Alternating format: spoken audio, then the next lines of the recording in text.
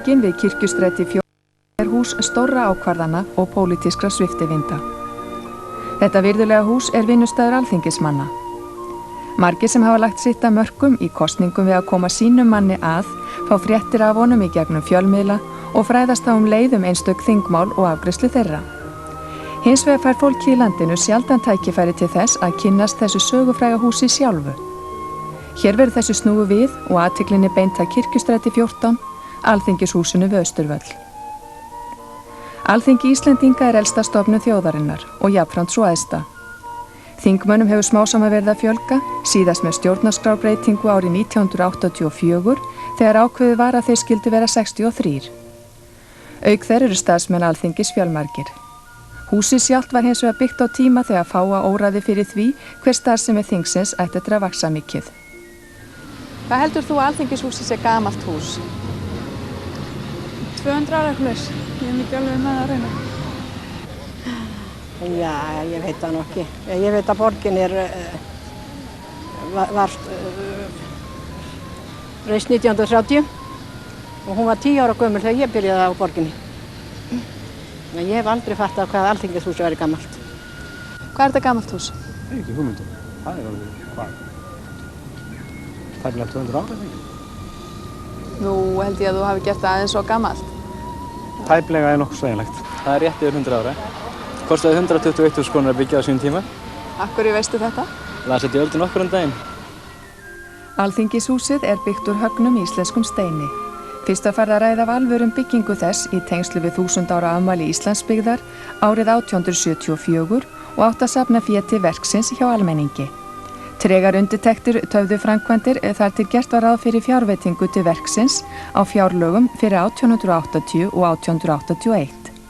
Peningarnir sem söfnuðust meðal almennings voru síðan notaði til þess að ganga frá garðinu við húsið. Byggingameistari var ekki valinn að verra endanum. Einn kunnasti byggingameistari Dana á þessum tíma, Ferdinand Meldahl, var fengið til þess að annast verkið og var ákveð að húsið skyldi bæði hýsa Alþingi og söfn landsins, landsbókasafn og fornbréfasafn. Söfnin voru flutt úr húsinu árið 1908 en árið 1911 fékk Háskóli Íslands húsnæði á fyrstu hæðinni. Hélst þessi skipan til 1940 að háskólinn flutti í eigið húsnæði. Nú er byggingin öll helguð Alþingi. Eins og oft vill verða þegar staðir í stórframkvæmdum var deilt húsið. Í bókinu Öldin sem leið er frétt frá árinu 1880 þar sem er talað byggingu Alþingishússins. Fréttin byrja svona. Allt frá því Alþingi var endurreist fyrir 35 árum hefur það búið við þröng og ófullnægjandi húsakynni í latínuskólanum. Hefur mönnum lengi verið ljóst að Alþingi þyrfti að eignast eigið hús, miðað við þarfir þess og þá starfsemi sem þar er innt af hendi. Lengi vel ríkti nokkur óvissum þar hvar húsið þetta rísa. Það meðal annars talaði Bakarabrekkuna og Arnarhól, en loks urðu menn á eitt sáttur að húsið skyldi rísa hér við Austurvöll og ber ekki öðru en að Íslendingar séu bara nokkur sáttir við það staðarval en þann dag í dag. Góður staður hérna við Austurvöll, fallegt hérna. Hefur þú komið þarna inn? Ég hef einu sinni komið inn, það hefur volið langt síðan, ekki svona til að skoða upp á þingpallana þannig einu sinni. Nú var rifist á sínu tíma hvar húsið þetta rísa, hvort þetta verið upp í Bakarabrekkunni eða hvort þetta vera á Arnarhóli eða hér, hvað finnst þér? Var rétti staðurinn valinn? Ég er ekkert viss það. Ég er ekki viss það, ég hugsaði þið farið alveg eins vel svona upp í brekku, en ég myndi ekki vilja flytja það núna. Ég held að þetta sé besti staðurinn og ég get eiginlega ekki ímyndað mér bæjarmunstur öðruvísi en með Alþingishúsið einmitt hér, Austurvöll. Þó allur steinninn sem fór í húsið væri handtöggvinn miðaði verkinu vel. Hornsteinn var lagður að við í júní 1880 og húsið vígt rúmlega ári síðar. Í hornsteinin var greift silfurplata þar sem skráð var sannleikurinn mun geriðu frjálsa. En hvaða álit hafði almenningur á þessum framkvæmdum við Austurvöll? Almenningur, hvar áttu þau að koma fram í raun og veru? Almenningur skrifaði ekki í blöðin og almenningur hafði ekki útvarp eða sjónvarp eða neitt svoleiðis til þess að viðra sig í. Svo það kom ósköp lítið fram, þá voru nokkrir ritstjórar, aðalega þeir sem voru andvígir stjórnarvöldunum sem settu sig upp á móti þessu, en sumir þeirra höfðu svo mikið metnað fyrir þingi að þeir töldu ekki dóg gott fyrir það nánast. Og það var ekki bara þingi sem var verið því að það var í sjálfu sér ekkert viti því að byggja svona mikið yfir þing sem átti að starfa annarkvört sumar, 2-3 mánuði, 2,5 mánuð kannski. Þetta var samastaður fyrir söfn landsins sem voru búin að sprengja utan af sér dómkirkjulofti þar sem það hafði verið áður. Þjóðminjasafnið, landsbókasafnið og skjalasafnið. Mér dettur í hug í sambandi við almenningsálitið varðandi þetta hús. Það var eitt sem var afskaplega mikið gagnrýnt. Það voru lóðarkaupin. Þessi óhemju þegar altså Halldór Friðriksson, þessi þingmaður og þjóðfrelsispostuli sem verið hafði og kláðalækninga frömmuður og ekki beint elskaður fyrir það. Hann seldi hérna horna kálgarðinu sínum undir þetta hús og þetta var svo dýrasta lóð sem menn hafði heyrt getið og krossbrá alveg og menn fór að reikna út hvað landið myndi kosta og sitt hvað svona ef farið að selja það í svona bútum. Þetta fannst mörgum, áböð mörgum. En þótti ekkert óvirðulegt að reisa Alþingishús í Kálgarði? Nei, það held ég ekki. Nema það bara því að vera Kálgarði Halldórs Friðrikssonar. Þegar byggingu hússins var lokið árið 1881 segir í blöðum þess tíma að húsið sé hinn mesta bæjarprýði. Sérstaklega framhlið Alþingishússins rómuð og þess getið að yfir gluggum á lofti séu landvættir Íslands í lágskurði, jötun, gammur, boli og dreki.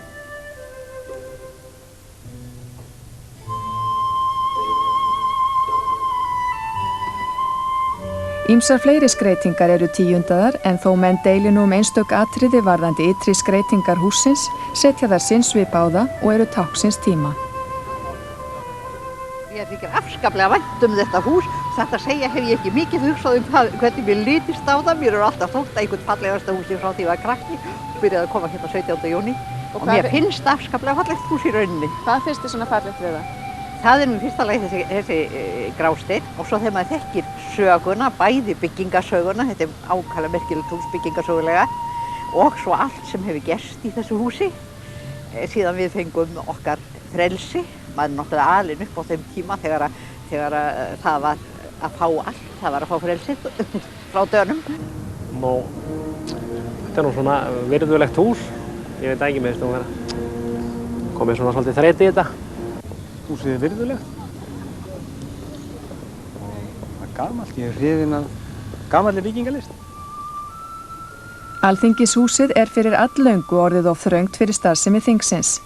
Gripið hefur verið til þess ráðs að færa ákveðna starfsþætti í húsnæði í næsta nágrenni.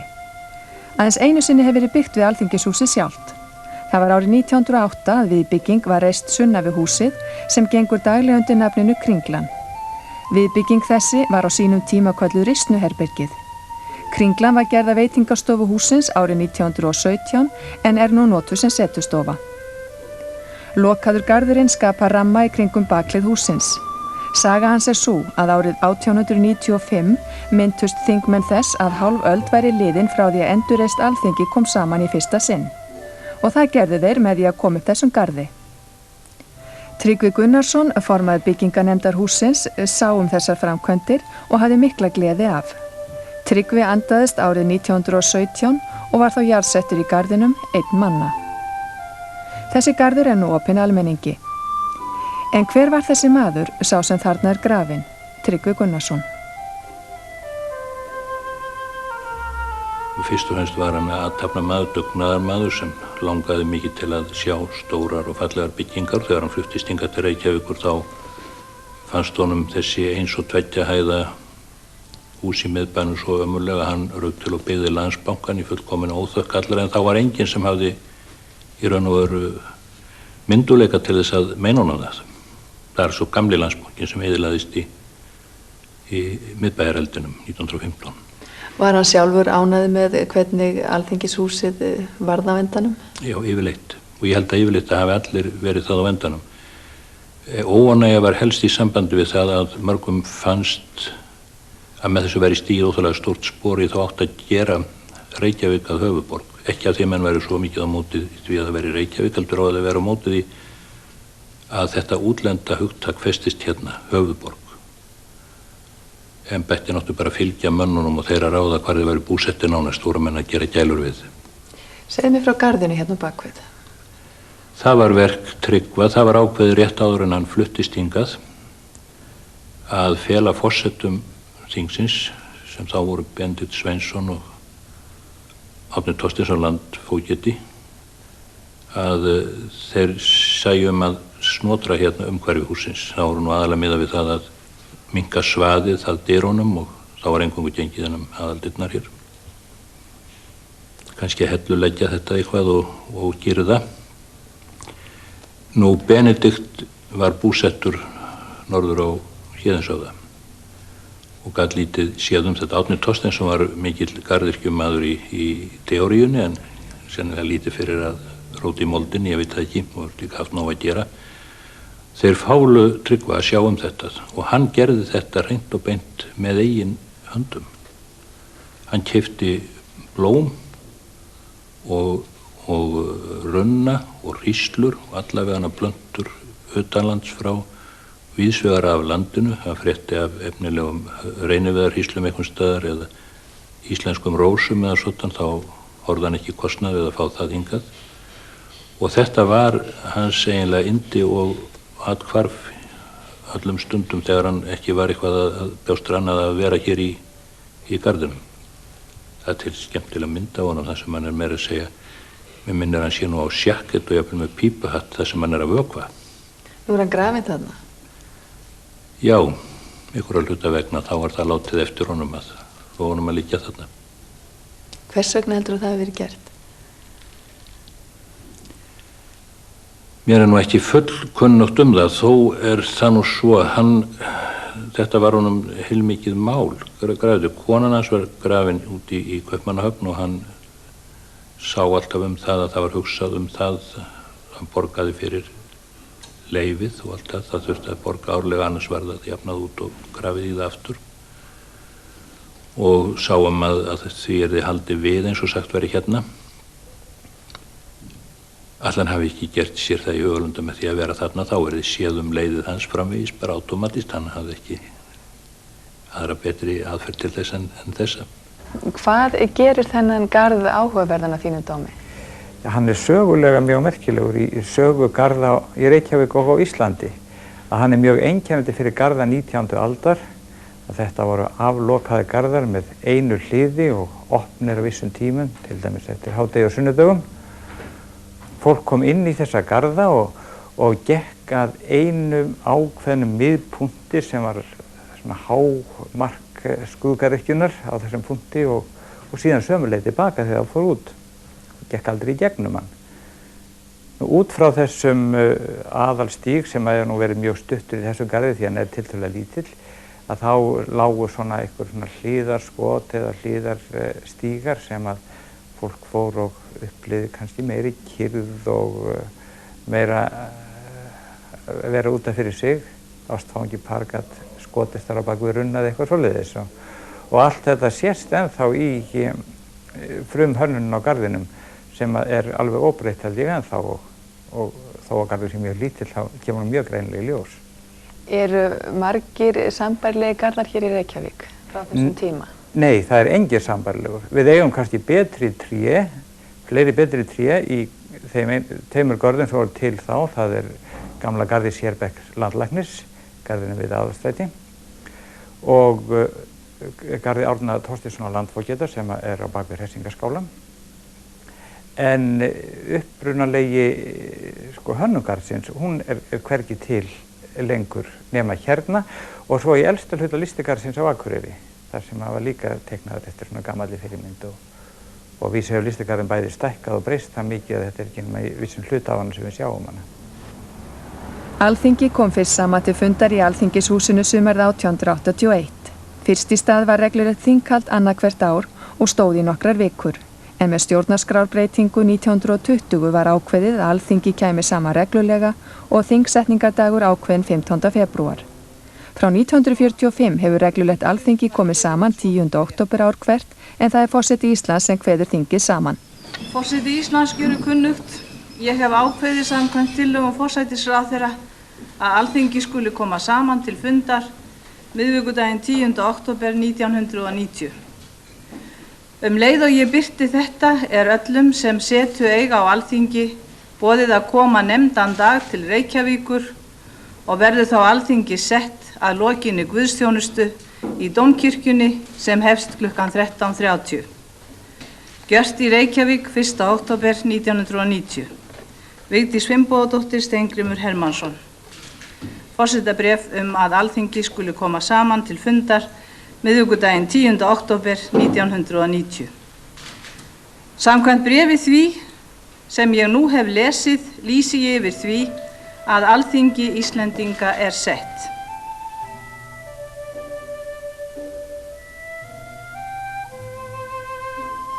Alþingishúsið starfsvettvangur þingmanna.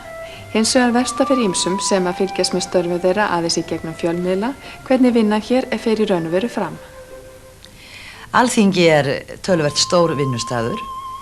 Hér eru við störf 63 þingmenn og á annað 100 starfsmenn. Þannig að hér eru daglega á 300 manns.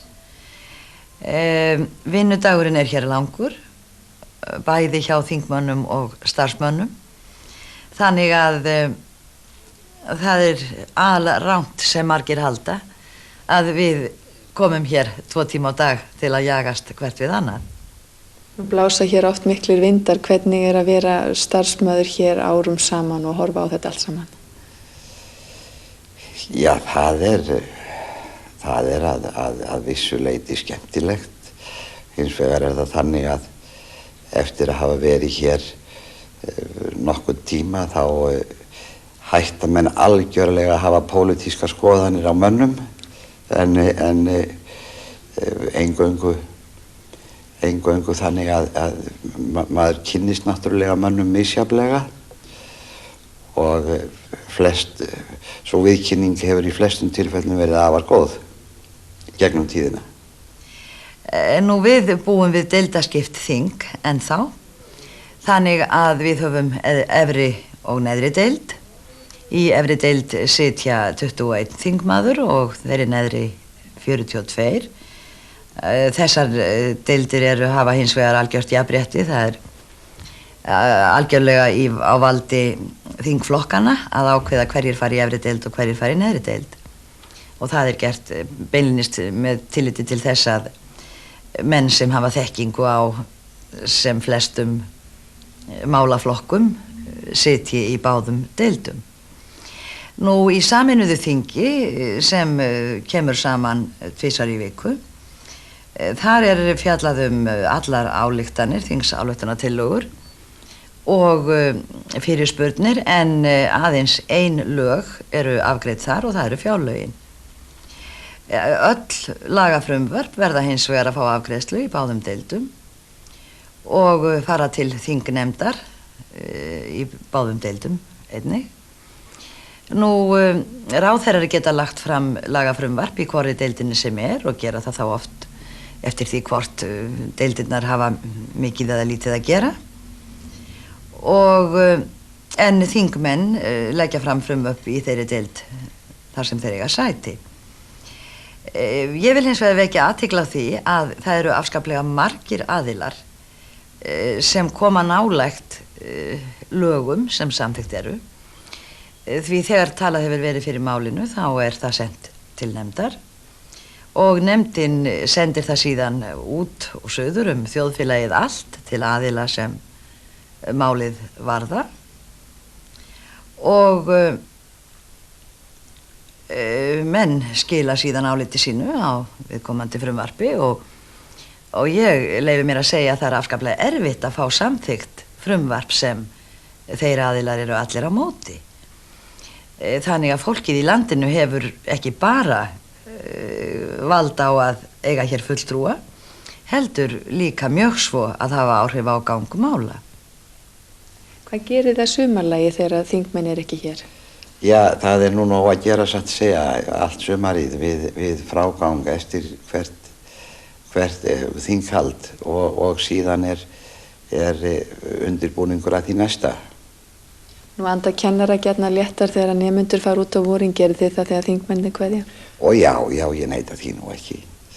Og það stafa nú einna helst að því að þinglok síðustu 2-3 vikurnar eða jafnvel lengur fyrir hver þinglok, þá ákaflega mikill annað tími hér sem að maður eiginlega skilur nú tæpast að það skuli alltaf þurfa að vera þannig að sé gert að haga vinnubrögðum öðruvísi, dreifa því betur yfir veturinn. Eftir öll þín nánu afskipti af stjórnmálamönnum hefur þig aldrei langað til að fara sjálfur í pólitík? Nei, ég hef aldrei hugsað til þess. Skrifstofa forseta sameinast þings í anddyri hússins, en forsetar Alþingis stjórna þinghaldinu. Þeir ákveða dagskrá hvers fundar og stjórna umræðum. Þeir hafa hendi yfirstjórn þingstarfa og framkvæmdastjórn Alþingis. Í þessari skrifstofu forseta sameinast þings saga á baku hvern grip eins og annar staðar í húsinu.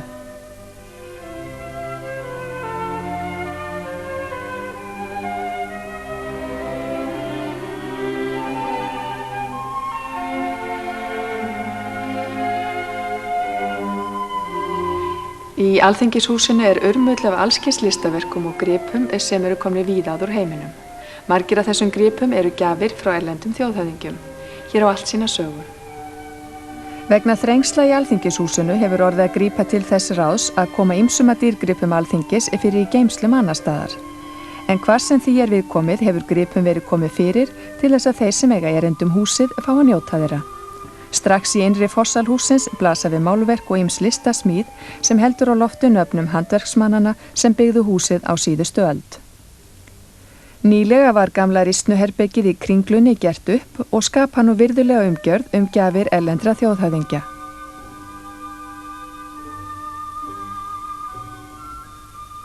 Í Kringlunni meðal annars geymdur vasinn sem Raisa Gorbatsjova færði Alþingi þegar hún kom hingað til lands með manni sínum á leiðtogafundinn árið 1986. Einnig í Kringlunni höggmynd gefin að Grænlendingum sama árið og Raisa gaf vasann. Höggmyndin kölluð trommudansarinn og í miklu uppáhaldi hjá mörgum þeim sem starfa í húsinu. Upp á annarri og aðalhæð hússins eru þingsalirnir. Í sal efri deildar setja gifsskreitingarnar og útskornir stólar þingforseta og ritara fallegan svip á salinn sem gerir ekki meira en að rúma þingmenn efri deildar 21 talsins.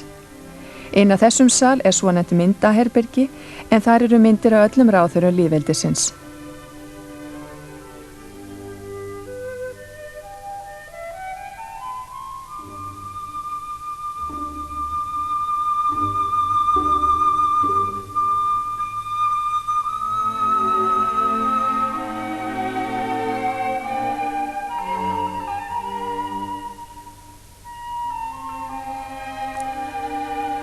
Lítil setustofa tengir efri og neðri deild.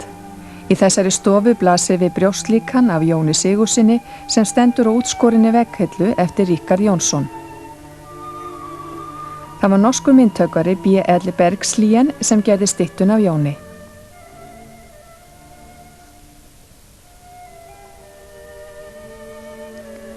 Sitt hvoru megin við hana eru málverk gefin af norska ríkinu eftir A. Askevold. En þess má geta að fyrsta málverki sem Listasafn Íslands eignaðist var líka eftir hann. Þarna eru líka 2 skrautker. Annað kerið gert úr málmi en það gjöf frá Svíum, unnið eftir teikningu Vilhelms Koke. Hitt gefið á Dönum og var framleitt í konunglegu postulínsverksmiðjunni í Kaupmannahöfn en myndefnið sótt til Danmerkur og Íslands. Salur sameinast þings miklu stærri en salur efri deildar, en í honum eru einnig haldnir fundir neðri deildar. Samskonar stólar eru hér og í efri deild, en forsetastóllinn hins vegar meiri og skrautlegri, en hann var unnin undir umsjón húsameistara ríkisins milli 1920 og 30. Aðeins ein mynd prýðir hér veggi. Það myndin af Jóni Sigurðssyni forseta eftir K. Bergslien, bróður myndhöggarans sem gerði brjóstmyndin af Jóni og geymdir í setustofunni. Í Alþingishúsinu var notast við olíulampa fram til ársins 1910 eða 30 ár þar til gas var lagt í húsið, en rafmagni kom ekki fyrir en eftir 1921. Í þessum sal eru þingpallar þar sem almenningur hefur möguleika á að fylgjast með störfum þingsins. Við þingsetningu eru minnisvalirnar fyrir sendiherra og opinbera gesti en það stóru fyrir almenning.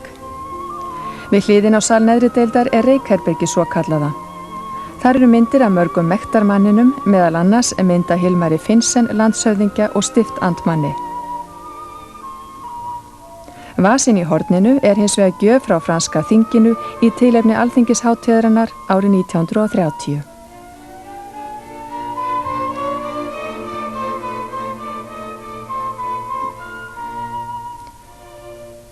Í austanverðu húsinu á svokölluðum blaðagangi við aðalskrifstofur þingsins er stórt málverk á veggnum eftir Guðmund Hentze en myndin er af Íslendingabúðinni í Borðeyjarvík í Færeyjum. Rammin er skorin út af Jóhannesi Patursinni en þetta er gjöf frá Færeyingum til íslensku þjóðarinnar á alþingishátíðinni 1930.